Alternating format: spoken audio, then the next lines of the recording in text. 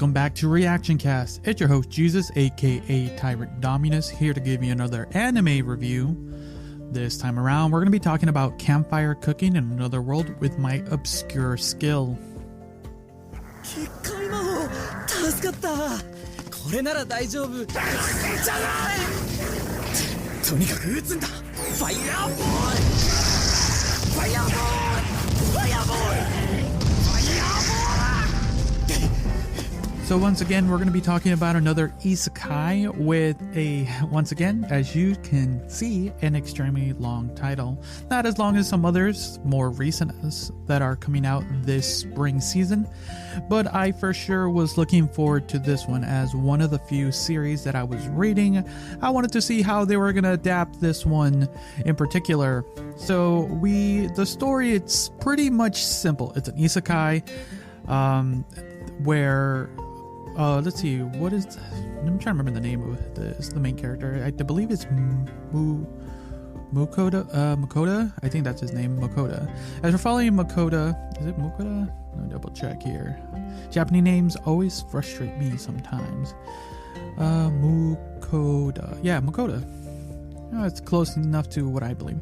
As you're following him as he was accidentally summoned to a hero summon as three other individuals, your classic high schoolers, as Makoda is your average salary man who was just caught in the glimpse of it.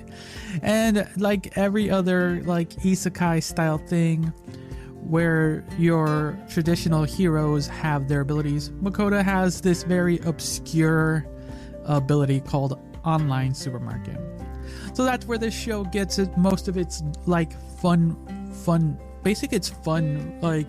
aspects of the show, because along the way you're following Makoda, who decides no, he does not want to do the whole hero's journey. He just wants to enjoy his life for the most part and figure out some semblance of a life in this new world, right? So he along the way figures out that his quote skill, online supermarket, he can basically buy shit online, food, condiments, tools and stuff like that, so that it becomes a useful thing. It's basically Amazon. What's Amazon's food?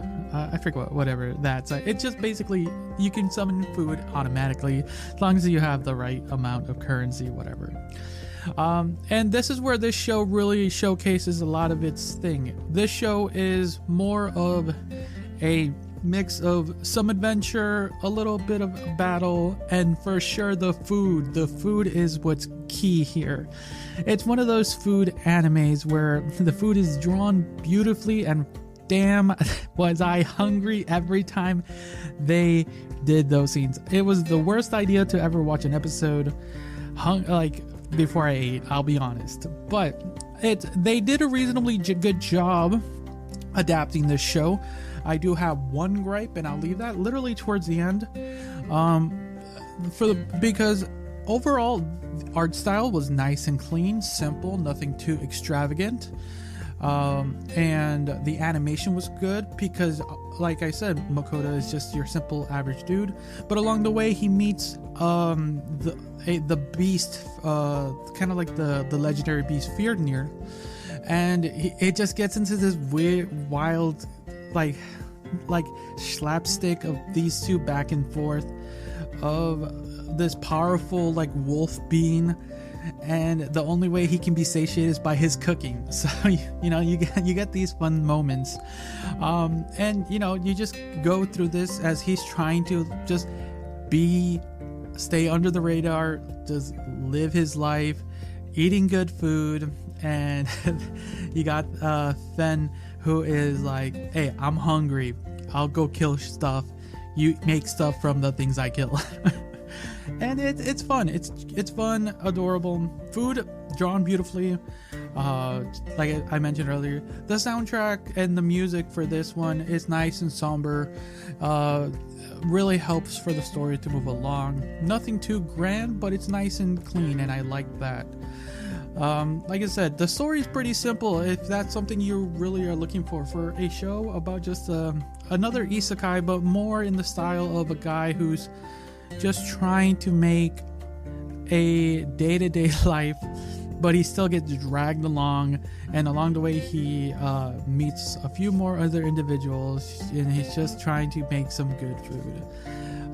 And yeah, it's a fun show, and I like how they did it for these 12 episodes. Was it 12 episodes? Yeah, for these 12 episodes. I enjoyed it, and I'm glad they adapted it to the best of their abilities. Now, this is my huge gripe.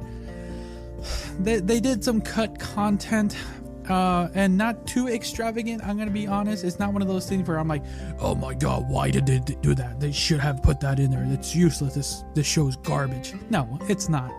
It was a nice small like note of a small little side story of one character meeting some other characters, and it would have been nice to see. They do make a reference it in the finale, which upset me a little bit, just because it would have been just a fun side episode, and I would have been content with the 13th episode, where one episode was just fun side thing with one of the other characters, but they did not do it, which is a little disappointing. It would have just been a fun little one, but that's kind of my big gripe, because the rest of the show is pretty entertaining if you were looking for something like this, where it's just another isekai who, he doesn't have an overpowered ability, he just cooks stuff, but he has a familiar who's overpowered, and he's just trying to like just do everyday things and just making good food, and that's kind of really all you get.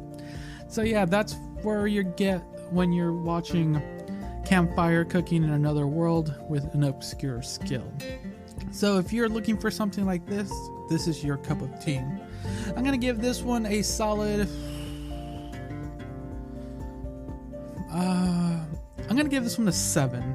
It was a good show. It was a good show. Like I said, for me, in my own opinion, it would have probably got an 8, maybe, I don't know about a 9, but it would have got an 8 if they just added that one extra episode, just to give a little bit more nuance to the world, a little bit, to have more interactions, because that's one of the fun things, is sometimes you get these interactions with these characters. You don't get them too much because you're following mostly Makoto, yeah, and Fen and Sue, and these are like these interactions. But when they're interacting with the townspeople or other adventurers, it just livens up the dynamics more, and the food scenes. The food scenes are amazing. They're always good. It makes me hungry for sure.